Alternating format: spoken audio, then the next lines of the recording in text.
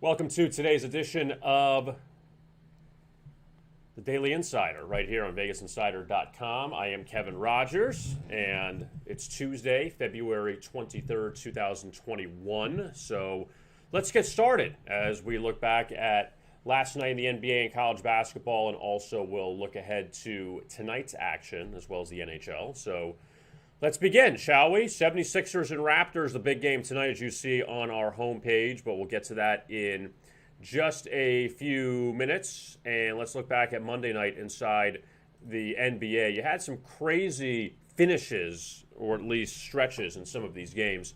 First, you see Chicago and Houston, the Rockets. They have lost 8 in a row now. They're 1-7 against the spread in their last 8 games. They lose to the Bulls 120-100. Chicago's played well, actually, and they have a couple of their key guys out. I mean, Zach LaVine has carried them, but the Bulls were up early, double digits. Houston came back and took the lead in the second quarter. And then you see this third quarter here, 46-26, in which the Bulls just totally ran them. And Chicago now has won 4 or 5, and Houston just spun out of control. So good win there for the Bulls last night. The Heat sweep the Thunder, and they finish off their road trip with 3 consecutive wins, a 108-94 victory at OKC. And you see there the 3 victories over the Kings, Lakers, and then the Thunder. 2 good defensive efforts, too, for the Heat, as they allowed 94 in each of the last 2 wins. Now they'll be tested with Toronto at home and then red-hot Utah coming in before they get the Hawks for a pair of games coming up. So the Heat at least finishing that road trip on a good note. And Oklahoma City, who was on that little hot stretch of covering 4 in a row, all of a sudden now 1-4 against the spread their last 5, and their only cover came against Cleveland, who everyone's covered against recently. Dallas came off that long layoff, and they beat Memphis, 102-92 last night. A rare home cover for the Mavericks, but they were able to do it. Kristaps Porzingis didn't play last night, and the Mavs now wrap up this very long homestand with the Celtics tonight. We'll get to that game in just a second. The Suns over the Blazers, 132-100. And this was a tight game for a little bit. And then you see that third quarter there, 37-17. The Suns outscored the Blazers. Phoenix was up 74-65. They go on a 26-6 run to end the third quarter, pretty much put the game out of reach. Chris Paul scored 2 points on 1 of 9 shooting. They still won by 32. So that's an impressive job by the Suns, as they are now 7-1 in their last 8. Actually, make it 8-1 in the last 9 at home. And the only loss was blowing that big lead to the Nets. But Phoenix, look at these last 3 games. 132 against New Orleans, 128 against Memphis, 132 against Portland. All overs. Suns offense really exploding lately. And Portland, now they go to Denver tonight. They've dropped 2 in a row. They had this nice 6-game winning streak here, swept this road trip, and then stubbed their toe against Washington, who has caught fire. But the Blazers now, they get the Nuggets and Lakers to wrap up their road trip. Speaking of the Lakers, they lose again at home. Lakers were up 17 on the Wizards. Washington comes back. I would say Washington forced overtime, but in a sense, the Lakers forced overtime. LeBron hit a shot at the end to go to OT, and then Washington ends up winning it 127-124. Look at this Wizards team. Wes Unseld will be proud of them. 5 straight wins for the Wizards. Look at these last victories against the Lakers, Blazers, Nuggets, Celtics. Those are good wins. I mean, Houston is very down right now, but they're beating good teams, Washington. And now they remain at Staples for the Clippers tonight. And for the Lakers, just what can you say about them? Anthony Davis, pretty big piece not to have. And again, they don't cover at home. That's now, 1-5 against the spread, their last 6 at Staples Center for the Lakers. Utah wins again. They beat Charlotte 132-110. They laid 12.5. Utah hit 28 three-pointers in 55 attempts. They hit 28 threes. They were down, the Jazz, 81-70 to the Hornets in the third quarter. They outscored them 62-29 the rest of the way. Utah is now 22 and 1 their last 23.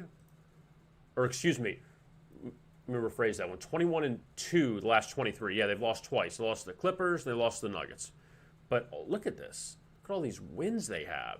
Amazing for this Utah Jazz team that they had these two slip-ups against the Nets when all these guys sat out and the Knicks. And since then, everything's a win for them, it seems like. So, Jazz get the Lakers coming up on Wednesday. Here are tonight's games, a very busy night inside the NBA, as you see. Atlanta at Cleveland. Cleveland's 0-13 against the spread their last 13 games. How do you justify backing them? I don't think you can. Last time they won and covered was January 27th against the Pistons. Last time they won was against Minnesota.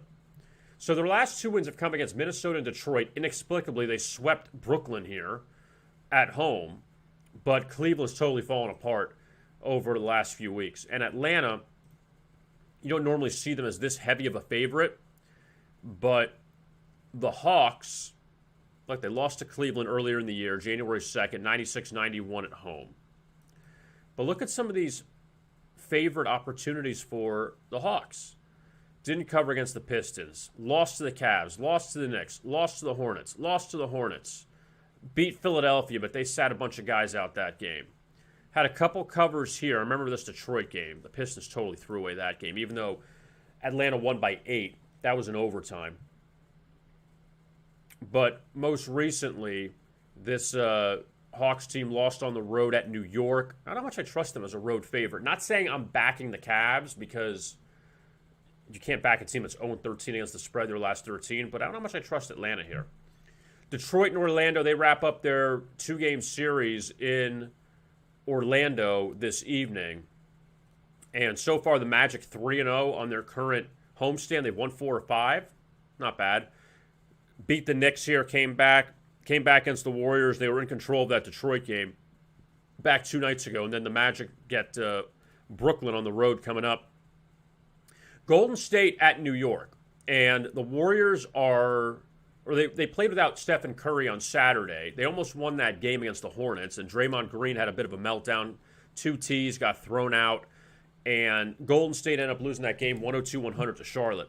So now the third leg of this road trip for Golden State, and they're 0-2 so far, and they've dropped 4 of their past 5 on the road. So you kind of wonder, you're going to back the Warriors here? Steph is back. Steph's had a lot of good games in New York, and understandably, you look back through the history, this is when Golden State was way better than New York, but still. And I know the talent gap is closed because there's no Klay Thompson, and obviously Durant's gone, but the Warriors still the best player on the floor, Steph Curry. Last time the Warriors played the Knicks was back on January 21st, and the Knicks ran them 119-104 back at Chase Center. Now you look at the Knicks, and they're 1 game below 500. They're playing very well. They've won 4 or 5. The only loss came in Orlando. They held off Minnesota. But you also see some of the teams they face. Washington, and this is pre-winning streak for Washington. Houston's not good. Atlanta is average. They lose by 18 to Orlando and then Minnesota. Then they get Sacramento, who is going to be coming off this game against Brooklyn. So really the Knicks have not been tested in this last stretch. But wins are wins. We've got to give them that. Boston's at Dallas, and you see the money here on the Celtics after melting down against the Pelicans the other day. Up 24, losing overtime. And the Celtic team now has lost to the Pelicans, Wizards, Jazz, Suns, Kings, all on the road. They did upset the Clippers, but they've been bad on the road of late. Very inconsistent for Brad Stevens' team. Now you go to Dallas, and the Mavs just won last night over Memphis, and now they're back at it again tonight. As an underdog at home, the Mavericks lost to Denver, but also they beat Miami way back on New Year's Day, 93-83.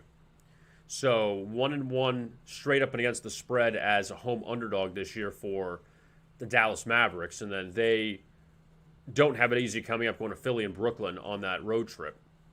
Speaking of both those teams, let's start with Brooklyn. This is the most interesting spot of the night in the NBA because the Brooklyn Nets are back at home. That's 6 straight wins for them. On this road trip, 5-0, come back against Phoenix, beat the Lakers, beat the Clippers. Those are three quality Pacific teams that Brooklyn beat all as an underdog. No Kevin Durant in any of those games. Kyrie didn't play in the Phoenix game. Now you're coming back home to face Sacramento, who you just beat 136-125 back on February 15th. So that was last Monday. You're getting a Sacramento team that has lost 7 straight games. They're 0-7 against the spread in the stretch, every loss by 8 points or more. So how is it justified that Brooklyn is only laying 6.5 when you would have thought Brooklyn would have been a double-digit favorite going into this game? That Sacramento was a 10-point dog to Milwaukee a few nights ago. And you look at Brooklyn laying 6.5 now. A little bit of question marks there with the Nets as they host the Kings tonight. Now let's look at Philly and Toronto. Philadelphia laid 3 against Toronto Sunday night, lost that game 110-103. Philadelphia has not been good on the road. Utah, Phoenix, Portland, all losses. So we know Philadelphia has had their struggles on the road. Joel Embiid didn't shoot the ball well the other night, 6 of 20. He hit 12 free throws that helped out his line. Kyle Lowry's a question mark tonight for the Raptors. Toronto's won 4 straight, beating Milwaukee twice, came back against Minnesota, beat Philly. That the Raptors, if they could find a way to win this game, you go to Miami, which won't be easy. Houston, Chicago, Detroit. Toronto, with this bad start, can really help themselves. And yes, this is not easy when you're in this division where Philadelphia and Brooklyn fighting it out for first place. Boston's kind of hit the wall a little bit, but even the Knicks are competitive. I mean, this Atlantic division's crazy. That Toronto has... That was my chair, by the way, sorry. That Toronto got off to that horrible start.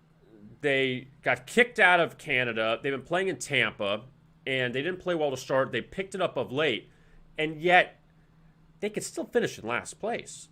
All these teams are kind of lingering around the 500 mark. Boston, New York, and Toronto. Obviously, Philly and Brooklyn are the class of the division. But that's a really good matchup tonight from Tampa between Philadelphia and Toronto. Milwaukee and Minnesota, the Bucks have come back to life a little bit. I mean, they play the Thunder and Kings. Now you get the Timberwolves. I mean, how much easier can it get? But they win by 13, and by 13 to cover the last 2 as a double-digit favorite. And Minnesota now goes on the road. They go on the short trip to Milwaukee. 0-4 straight up and against the spread their last 4. They came back in this Knicks game that they were down big. They took the lead in the fourth quarter. The one thing you can say about Minnesota, lost by 8 to the Lakers, lost by 6 in overtime to Indiana, blew that game to the Raptors late, and lost to the Knicks. So they've been competitive. And they haven't lost a game by double digits since losing to Philadelphia at home on the 29th. So 2, 3, 2, 5, 7, 6, 8, 6, 5, 4. They've hung in a lot of these games, Minnesota. Now, does that mean pull the trigger on them plus 10? Milwaukee coming off back-to-back wins? But the Timberwolves have been competitive, but they're just not winning. They just fired their coach. And they brought in Mr. Finch as their new guy. Portland and Denver. The Blazers off that loss last night to Phoenix, facing the Nuggets for the first time this season. And Portland and Denver, they played in the playoffs before. And Portland, who had won 3 straight on the road, they have now lost back-to-back, just in general, Washington and Phoenix. And the defense was shredded last night. Now let's see what they do tonight against this Denver team. It was coming off a pretty poor road trip, going 1-3. Losing to Boston, Washington, Atlanta. They beat Cleveland. I mean, that's not a murderer's row if you're the Denver Nuggets. And now you're coming back home. You get Portland and Washington the next 2. So a quick revenge game against the Wizards on Thursday. And Portland tonight, where they won the last 3 here, but you're beating Cleveland and Oklahoma City. Good win against the Lakers. Lost to Milwaukee. Beat Utah. So some of those wins are coming as a dog, but what about as an average size favorite? Okay. Golden State, they covered lane 4.5. Lost here to Dallas, lost to Phoenix, beat Houston, lost to Sacramento. kind of up and down. And Denver had a really good, they still have a good home court advantage, but it's not overwhelming this year. Look at that record, 8-6 at Ball Arena. Clippers and Wizards wrap up the night in the NBA, and we'll see what Washington can do on this back-to-back against the Lakers and Clippers. And LA lost that game to Brooklyn the other night, so the Clippers have been a bit up and down. Last game for them before going on the road, so you always are curious about that, what teams do before a road trip. And just let's point this out for a second. Home game before a road game for the Clippers. Lost outright to the Kings. Didn't cover against Oklahoma City. Didn't cover against the Pelicans. Lost to the Spurs. Did beat Portland here. So 1, 2, 3, 4. 1-4 against the spread, the Clippers. At home before going on the road. You wonder if that's going to mean anything tonight against Washington. The Wizards, who all of a sudden look like magicians out there, 5 straight wins for them. Beating good competition, like I mentioned before. And, yeah, this is a rough road here. Blazers, Lakers, rate 2-0. You get the Clippers and Nuggets. You go 2-2, it's impressive. But if you can go 3-1 maybe, you still have Bradley Beal and Russell Westbrook. There's still talent there. It's just about the rest of the guys if they're going to step up. But the Wizards here on a back-to-back, they did beat Houston. They beat Chicago. They beat Miami on their last 3 back-to-back opportunities, or I should say with no rest. So Clippers laying 12 off a loss. See who bites on that one. Now let's look at college basketball from last night. Not a very busy card in college hoops. Drake came back in that one. They pushed against Evansville. Duke with a big win over Syracuse. Duke beat Virginia Saturday as a home dog, and then here they lay 6. And they beat Syracuse 85-71. So the Blue Devils, all of a sudden now, I mean, talk about back from the dead. That's 4 straight wins for them since losing at home to Notre Dame, losing back-to-back to Carolina and Notre Dame. And now you have Louisville, Georgia Tech, and Carolina. So not crazy to think that Duke could win out. Also, well, I'll mention this game for a second because I had this last night as my guarantee. I had Arkansas State +3 against Texas State. Arkansas State came into this one. I know we don't talk a lot of Sun Belt here. No one really does. But Arkansas State had come in 7 consecutive covers before failing to cover against Texas State last night. Arkansas State went into last night ranked 6th in the country in three-point shooting, 40%. They went 0 for 13 from 3. Shots don't fall, you don't win. USC jumped out to a big lead against Oregon in the Pac-12, 72-58 victory over the Ducks. So nice bounce back for the Trojans there after they lost to Arizona on Saturday. And USC continues to play well. A little bit of separation there from them and Oregon towards the top of the Pac-12. And Oregon has a couple questionable losses this year, losing to Oregon State at home, losing to Washington State at home. And Oregon still has work to do because they had some games postponed due to COVID issues. But they get a pair of games in the Bay Area against Stanford and Cal, then a big one against Arizona, a big one against UCLA, and then a revenge spot against Oregon State. So see if the Ducks bounce back after they put together a nice winning streak prior to that loss to USC. Oklahoma State pulled off a sweep of Texas Tech. They beat the Red Raiders 82-77 in Lubbock earlier this year. They won again in overtime, 74-69. So Oklahoma State playing well here down the stretch. They're not going to the tournament because they're banned from the tournament this year. But if you see what they've done, except for this loss to Kansas, they lost to TCU. It's a nice little stretch there for Oklahoma State, including a win over Arkansas, who has gone a nice roll in SEC play. That was in obviously the SEC Big 12 Challenge. So that is the look from college basketball last night. Again, not a lot. I mean, you had action. You had Sun Belt. You had some Ohio Valley. But there was the look at college basketball. Now, for tonight's college basketball, for Tuesday, St. Louis and VCU inside the Atlantic 10.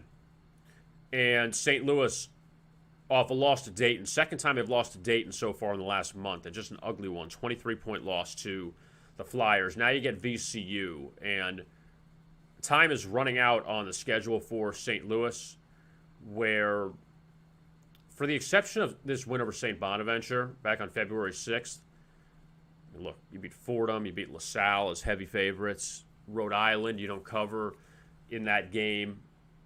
They're going to get Richmond coming up. It's a big game for the Billikens tonight. And VCU, the Rams, come in off a shocking loss to George Mason, 79-76. That snapped a 6-game winning streak for the Rams. So now VCU in the underdog role, which we haven't seen them in since earlier in the season. And they went 2-1 against the spread here against Memphis and Penn State and lost by 12 to West Virginia. So they've been competitive in that role. Illinois and Michigan State Fighting Illini laying 7 at East Lansing. And you see what Illinois has done. Last time they lost was to Ohio State at home back in mid-January. So the Illini now going to Michigan State make up for this game in January. So look at this little stretch here for Illinois. At Minnesota, they won. At Michigan State, then they got Nebraska and Wisconsin. Look at that, 4 games in a week for Illinois. But they continue to play well. And they take on the Spartans, who have not been good. We know that. But they did upset Indiana a few days ago, 78-71 back on Saturday. That snapped a 2-game skid. At home for Michigan State, not really overwhelming results. Losing to Wisconsin. Rutgers, they lost to Purdue. They beat Nebraska. Everyone's beat Nebraska. They barely beat Penn State. They get blown out by Iowa. So now you're a home dog to Illinois tonight. And Michigan State really, obviously waited for the season to be over.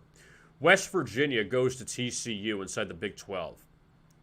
And this stretch here where West Virginia is in the Lone Star State, they came back to beat Texas on Saturday. They got TCU tonight, then they go to Baylor. So that's kind of interesting. And West Virginia hasn't played Baylor yet this season. That's a rescheduled game. For TCU, this is their home finale. And the Horned Frogs, they got Iowa State at the end, who, last place team in the Big 12. Just lost to K-State, did TCU. And they lost to Texas. So they're going to try to at least, I don't say salvage their season necessarily, but try to finish on a high note at home where they beat Oklahoma State as a home dog. They got blown out in both these games to Kansas and Baylor, and they hung with Oklahoma. So TCU getting 7 at home against West Virginia. Also, we'll go back to some of the other games up top. Texas and Kansas also in the Big 12 tonight. And this game is extremely interesting because Texas has been terrible at home in Big 12 play as far as from an ATS standpoint. Failed to cover against Oklahoma State. Failed to cover against Iowa State. Lost outright to Texas Tech. Failed to cover against K-State. Lost outright to Oklahoma. Lost outright to Baylor. Beat TCU, that's the one cover, and lost to West Virginia the other day. So they get Kansas tonight, who they blew out at Allen Fieldhouse on January 2nd, 84-59. You don't normally see the Jayhawks lose by 25, much less at home. So now Kansas ends up going to Austin tonight on this nice 5-game winning streak. They beat Texas Tech at home on Saturday. That's a really good win. Beat Iowa State twice in Kansas State. That's not going to get anybody excited. And beat Oklahoma State at home. The key is here for the Jayhawks, what can they do against good competition on the road? All right? Taking out Iowa State and Kansas State. Lose to West Virginia by 12. Lose to Tennessee by 19. Lose to Oklahoma by 7. Lose to Baylor by 8. And that was the game that Kansas hit that crazy 3 from 35 feet out at the buzzer. They should have lost that game by 11. Lose to Oklahoma State. Those are quality teams. The only good road win was this game against Texas Tech. They won 58-57 back in mid-December. But they haven't really beaten good competition on the road this year, Kansas. So that's another one to keep an eye on. Oklahoma and Kansas State inside the Big 12 as well. And Oklahoma coming off 3 straight wins, and they played well so far down the stretch. Last time they played Kansas State in Norman, they won by 26. So now they go to Manhattan tonight as a heavy favorite, laying 10.5. And Kansas State just came off a cover against TCU, a win and a cover. But before that, I mean, look at this losing streak for K-State. Very hard team to trust. They did hang with Texas, though, as a home dog last time they faced them, and Texas Tech. So they have a couple of covers as home dogs their last few times out. In the SEC, Florida and Auburn, the Tigers are a 2-point favorite against the Gators. And Auburn, you see that they could score points. Look at all the overs they've had. Just one under here against Vandy. But Auburn, off back-to-back road losses at Kentucky and at LSU. They dropped 80 in each one, but look at them getting shredded, though. Now they get the Gators, who, again, had COVID issues that stopped them for a bit. They just beat Georgia, lost at Arkansas, and before that lost to South Carolina. As a dog this year, beat Tennessee, beat West Virginia, I mean the Arkansas lost at Alabama, lost to FSU. So a bit up and down with the underdog role for Mike White's team. But now they close out Florida.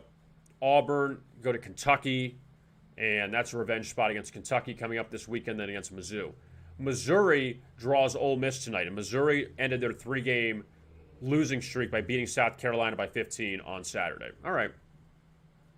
But quick revenge spot against Ole Miss, who they lost to 2 weeks ago in Oxford, 80-59. And for the Tigers, at home, prior to these road games, they lost to Arkansas in overtime, beat Alabama as a home dog, beat Kentucky, beat TCU, all close wins, beat South Carolina convincingly, lost to Tennessee. So now let's see what they can do against Mississippi, in which Ole Miss lost to Mississippi State on Saturday by 10. They were down that whole game.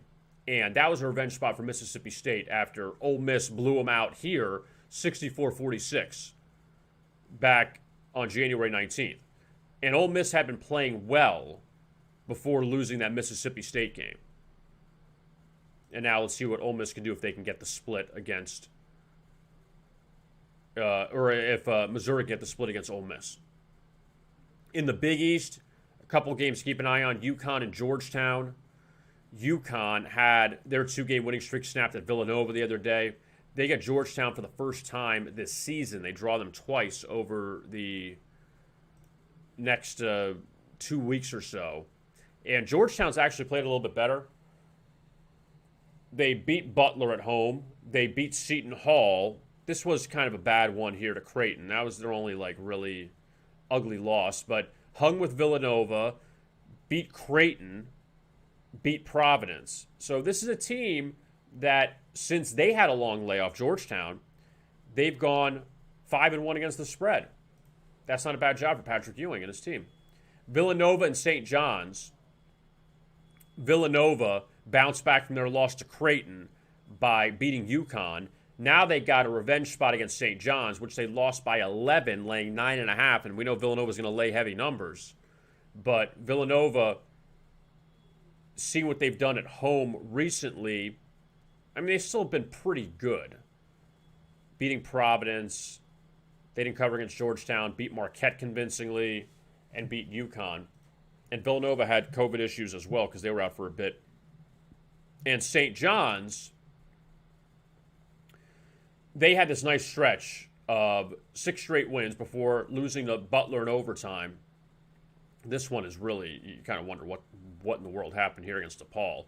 Laying 11, and you lose 88-83 to the Blue Demons, a team you beat by 13 on the road just a few weeks ago. Now you're laying 11. I mean, look at that adjustment. You go from laying 1 on the road to 11, and they lose.